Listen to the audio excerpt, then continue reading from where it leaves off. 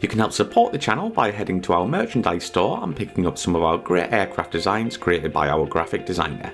We have everything from fighters to transport aircraft, which you can choose to have printed on t-shirts, mugs, stickers and much more. Head to the description below and click the links and pick up your design today. Thank you and enjoy.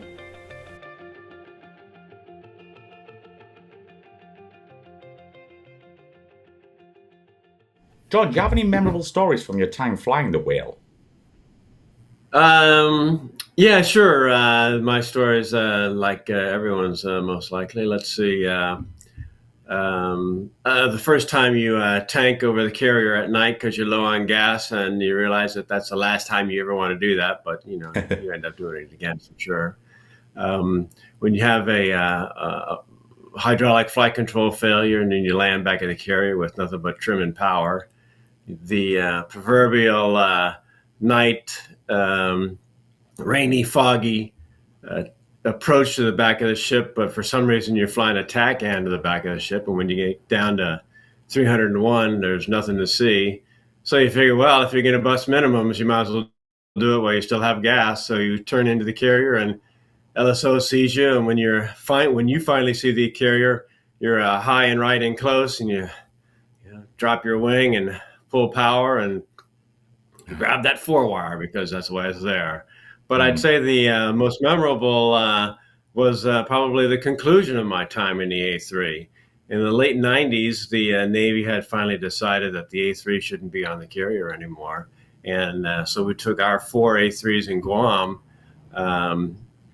flew them to Alameda in San Francisco, dropped off 2, picked up 1, San Francisco to Key West to Bermuda, Bermuda to the Azores, where we landed just seconds before they closed the airport due to heavy fog.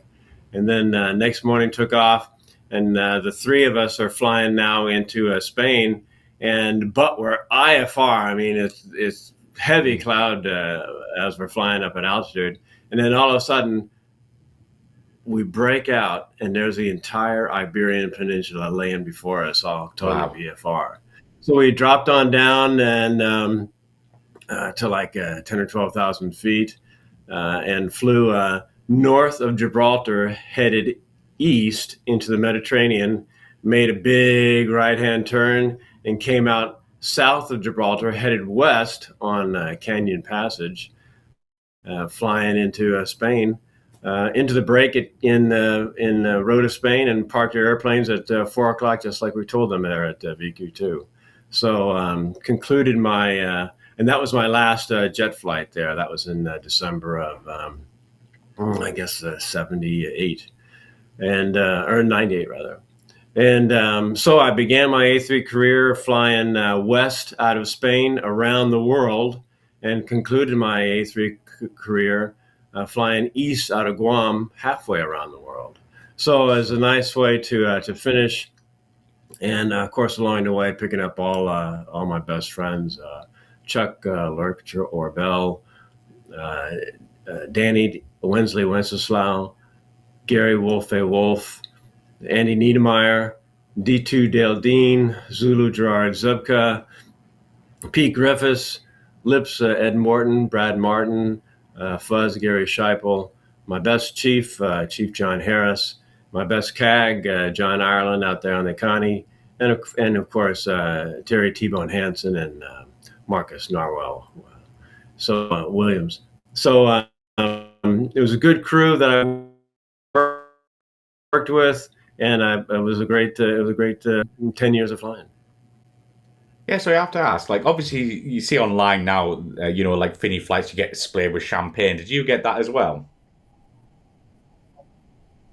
No, but since I finished up there in Spain, I probably had a nice cold glass of sherry and some gambas al ajillo, shrimp and garlic.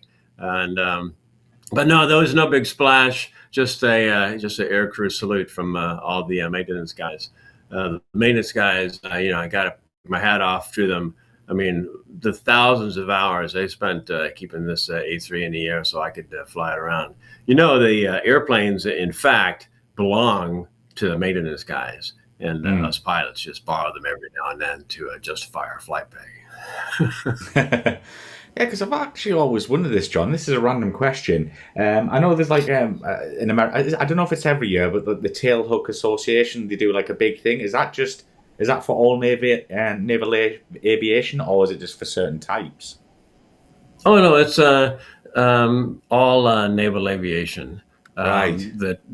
The tailhook is you know all the types of aircraft that flew on and off aircraft carriers. So whether they're fighter attack, reconnaissance, everybody's invited, and it's a tremendous opportunity for people to get back. Not so much, and not only share stories, but the Tailhook Convention, which is a 3 or 4 day event, also Mm. brings in a lot of heavies out of Washington D.C. Oh wow. Flag officers who come in and say, this is what's happening in carrier aviation. This is where we're going. This is these are the hurdles. These are the successes. So that when you go there, even if you've been out of the Navy for 15, 20, 25 years, these admirals and their staff come and bring you up to date on what's happening in carrier aviation. So Interesting. Tailhook is more than just party. There's a lot of excellent lectures and symposiums to re-energize carrier aviation from the junior most to the senior. So, how many hours did you get on the A3? And I'm going to guess you really enjoy your time there. Uh, I was I acquired 3,000 hours, which, to the best of my knowledge, is if not the most number of hours in the 80s. That's when I flew. Then pretty darn high near the top, and Nice. around 325, 330 traps. So both of those two numbers are pretty close to the highest for an A3 driver, um, particularly the number of traps. And, uh, and I think the reason for that is, like I said a few minutes ago, I was ready to go, all the time. And I Hmm. really, really did enjoy the carrier operations. Um, so um, the fact that I was able to acquire that number of hours and traps, I think harkens well also to the maintenance guys Hmm. who really put their effort into making sure that the plane was ready to go. They knew I was ready to go, and so they wanted to make sure that their part of the project, their maintenance part, allowed me to fly. So a lot of my success in the air is due to the guys who were on the ground.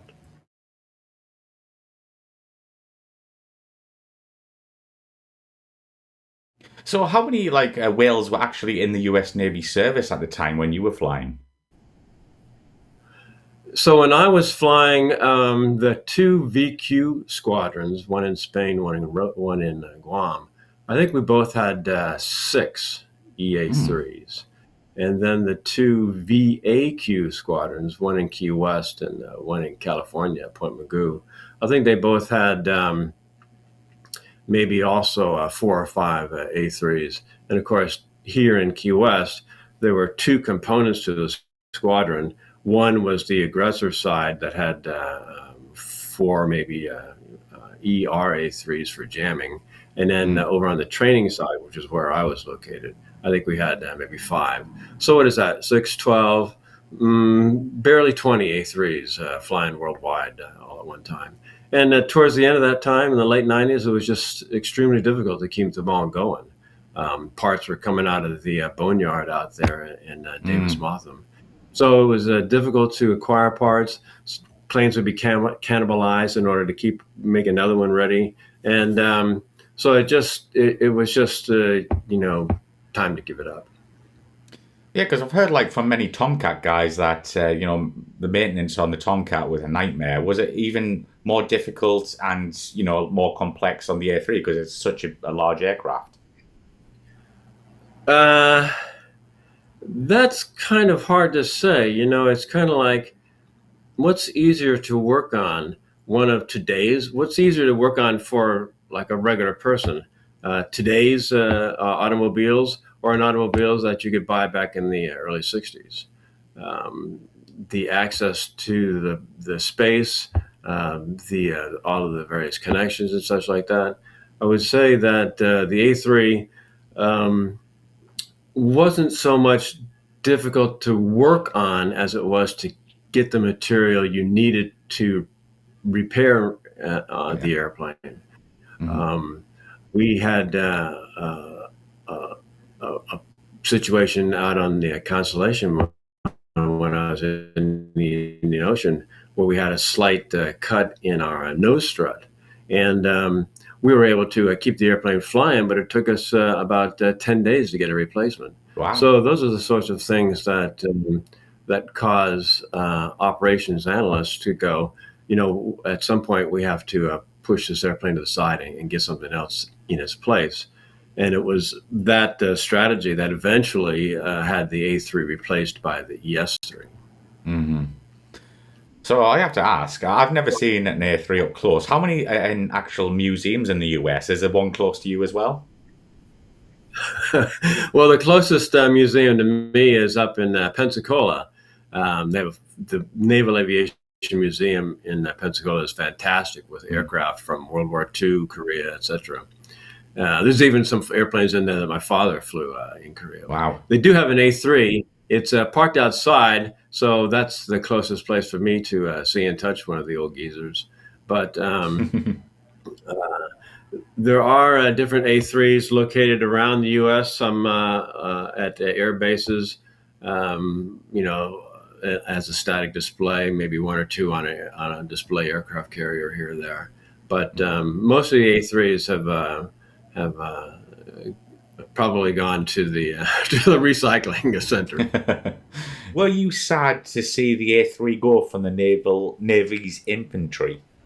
The A3 had come to the end of its time. I mean, there's no doubt about that.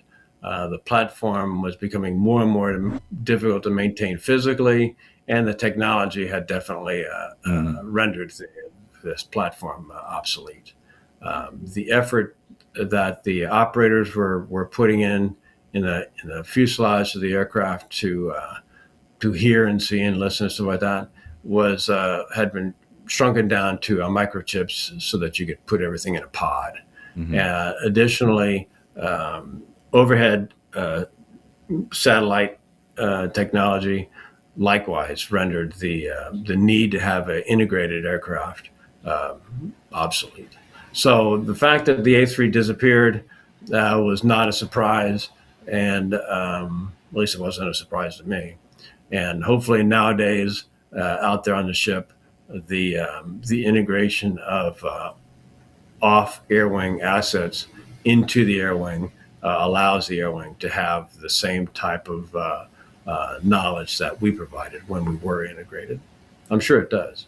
And we're going to wrap up here with a couple of personal questions from me here. And John, what did you do after your Navy career?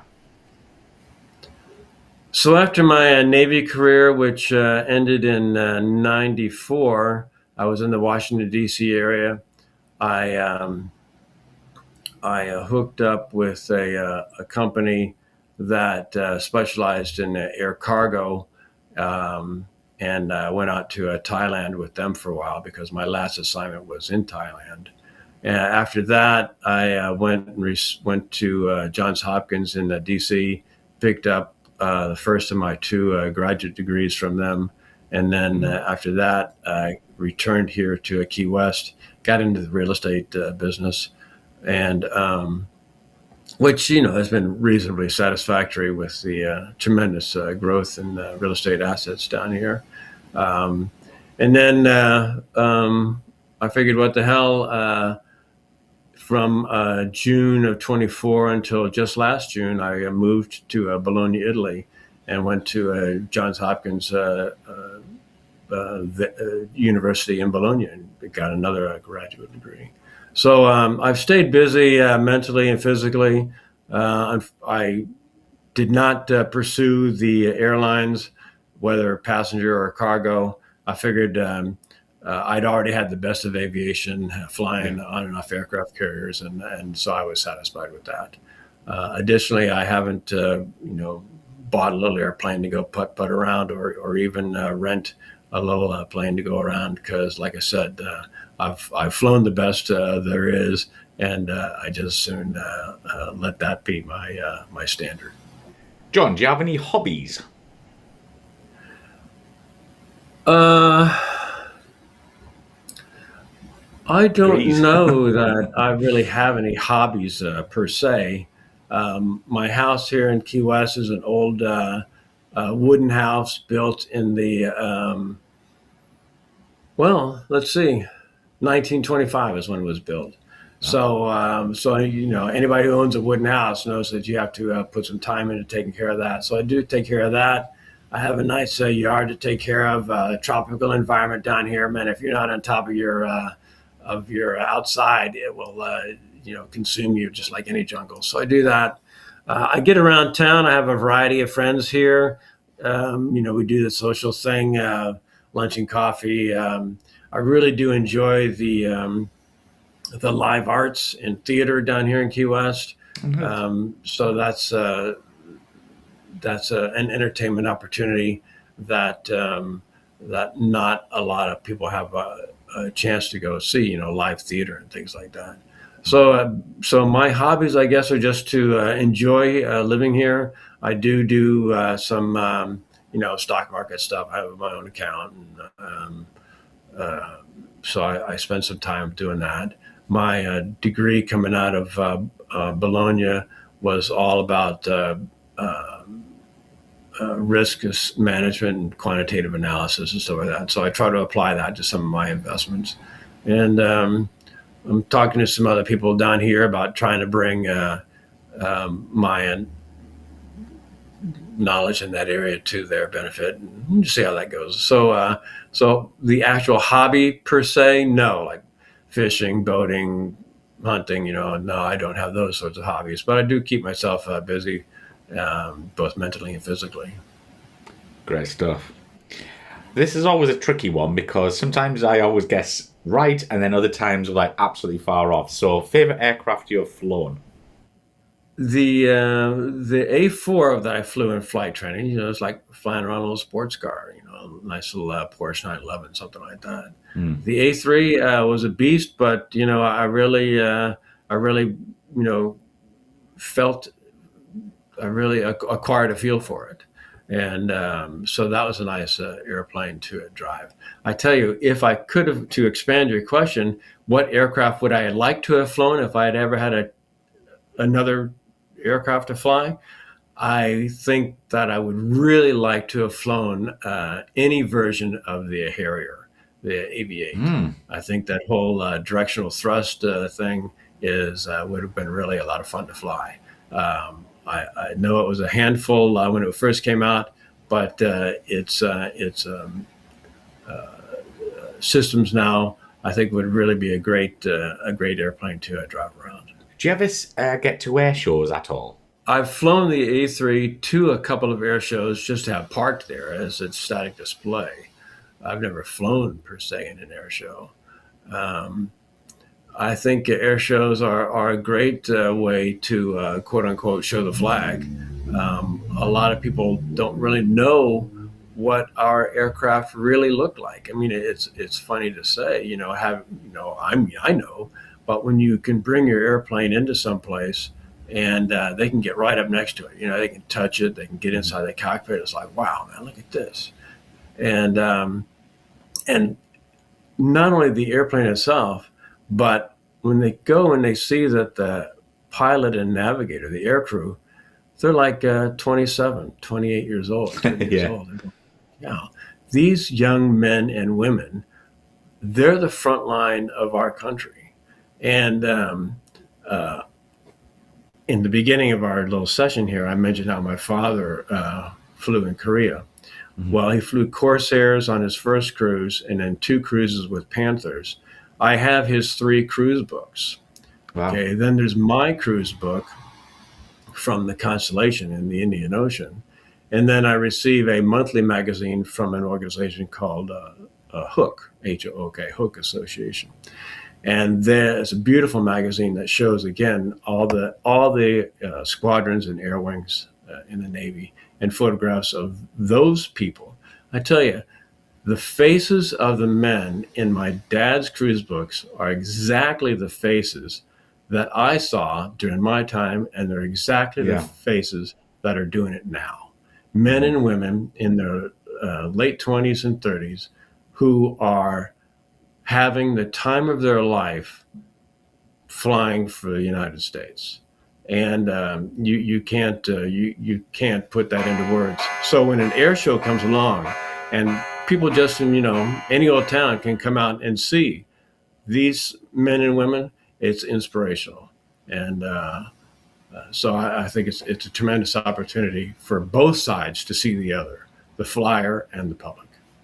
Mike, if I could conclude with just one little thing here, a little 6-line stanza from the Navy hymn that I think would be a nice little finishing point. It goes something like, Lord, guard and guide all those who fly through thy great spaces in the sky. Be with them always in your fair air, in threatening storms and sunlight fair. Lord, hear us as we lift our prayer for those in peril in the air. Mike, thanks a lot. It was a blast. I really had a good time, and best of luck to you out there. Yeah, brilliant way to end there, John. So thank you very much for that. And yeah, we'll speak soon, mate. Okay. All right. Have a great time, and I'll see you around. Cheers.